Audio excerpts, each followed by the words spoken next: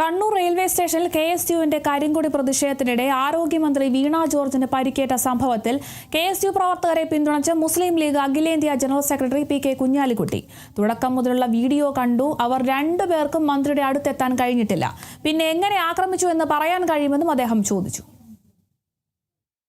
നമ്മൾ വിഷ്വൽ നോക്കിയിട്ട് കണ്ടാലല്ലേ അപലപിക്കുക. അപ്പോൾ പിന്നെ ആക്രമണം ഉണ്ടായാൽ തീർച്ചയായിട്ടും അപലപിക്കുമായിരുന്നു. പക്ഷെ വിഷ്വലൊന്നും നോക്കിയിട്ട് എത്ര തുടക്കം മുതൽ അവസാനം വരെ ഈ രണ്ട് ആൾക്ക് അവരടുത്തേക്ക് എത്താൻ തന്നെ കഴിയുന്നില്ല. എത്താൻ തന്നെ കഴിയാത്ത ഒരു സംഭവത്തിൽ പിന്നെ ആക്രമിച്ചു എന്ന് പറഞ്ഞ് നമ്മളെങ്ങനെ ഒരു കമൻറ്റ് പറയും? ഞാൻ ഒറ്റ കാര്യം പറയുന്നുള്ളൂ, അതിൻ്റെ നിജസ്ഥിതി ഒന്നും കൂടി അന്വേഷിക്കേണ്ടതാണ്. വിഷ്വലിൽ യാതൊന്നും കാണാനില്ല.